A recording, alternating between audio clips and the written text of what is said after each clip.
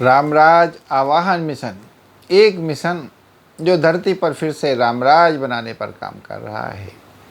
आओ चलो चर्चा करते हैं। शत्रु का भी भला ही सोचें। कितनी सुंदर बात। श्री राम का स्वभाव, श्री राम को समझना, श्री राम को समझें, क्योंकि रामराज तो तभी बन पाता है जब आपका स्वभाव राम जैसा हो जाता है, जब आप राम जैसे समदृष्टि हो जाते हैं।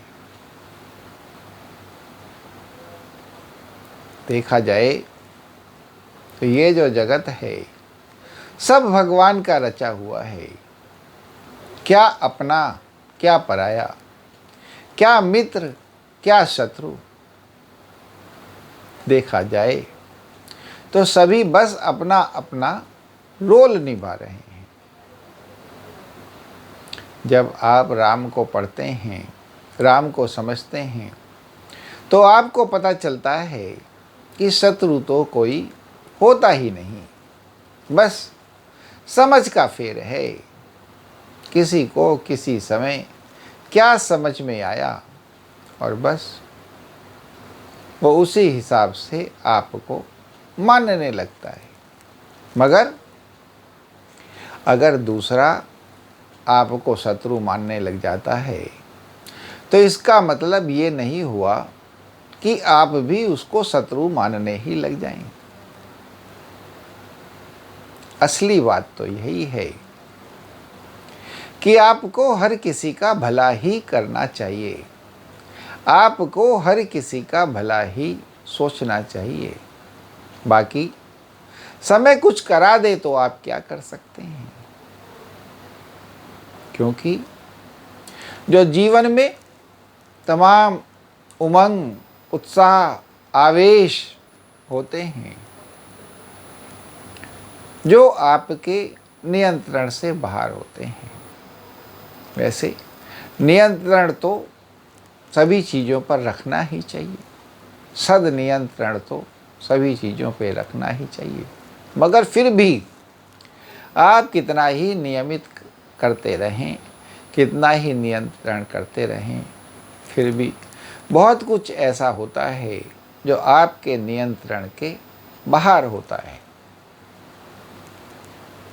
अब कोई आपसे शत्रुता कर रहा है तो आपको आत्मरक्षा तो करनी ही होगी।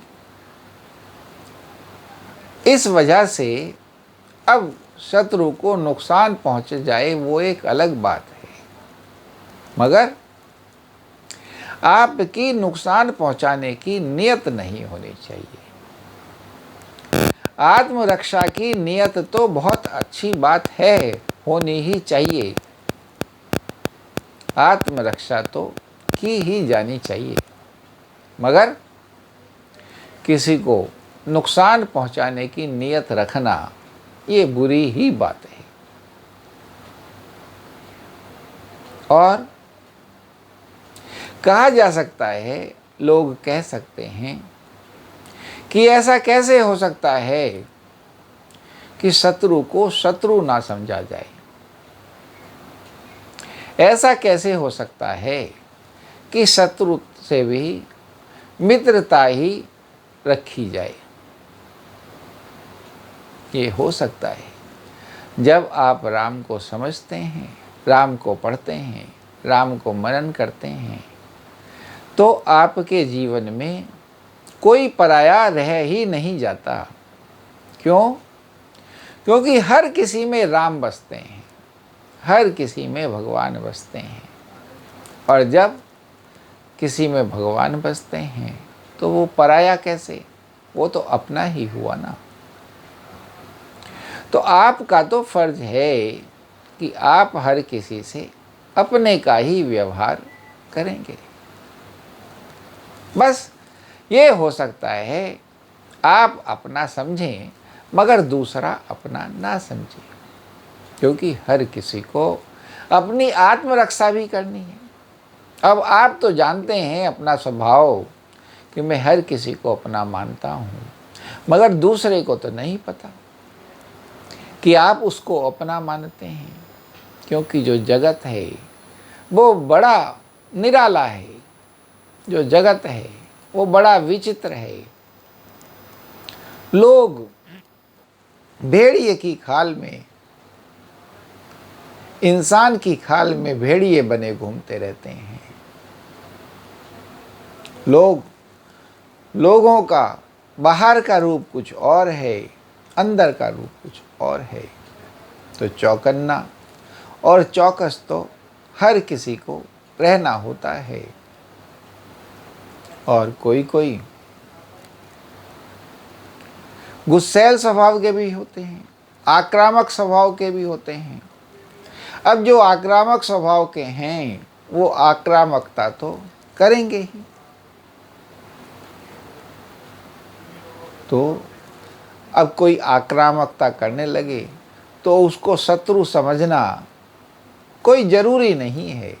बस उसकी आक्रामकता को रोको, उसकी आक्रामकता का जवाब दे दो, मगर ज़रूरी तो नहीं है कि उसे शत्रु समझा जाए। और शत्रु किसी को भी क्यों समझा जाए, क्योंकि ये जो जगत है बड़े भाग्य से मिलता है, ये जो दुनिया है बड़े भाग्य से मिलता है। इसमें तो जितना प्रेम बांटो, जितना प्रेम भरो, जितना रंग भरो, उतना ही बढ़िया है।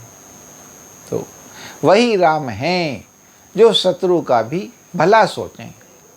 अब भला हो पाए या ना हो पाए वो एक अलग बात है, मगर जो सोचें, जो नियत हो, वो तो ऐसी ही होनी चाहिए कि हम हर किसी का भला ही सोचें। दूसरा क्या सोचता है वो एक अलग बात है, उससे आपको चौकस तो रहना है, चौकन्ना तो रहना है, क्योंकि अपना ध्यान, अपनी आत्मरक्षा भी आपकी जिम्मेदारी है। मगर शत्रु का भी भला ही सोचना है, ऐसे कि हे भगवान ये भी शत्रुता छोड़ दे और प्रेम से रहे। क्या ज़रूरत है द्वेष भाव में और बैर भाव में रहने की, क्यों ना प्रेम भाव में ही रहा जाए। और कोशिश करने से होने लग जाता है। आज नहीं कल, कल नहीं परसों, परसों नहीं तरसों, सब्र के साथ और चौकस रहते रहते सब होने लग जाता है। बाकी सब राम की माया है। ये जो जगत है आपके वश की बात नहीं है, ये राम की माया है।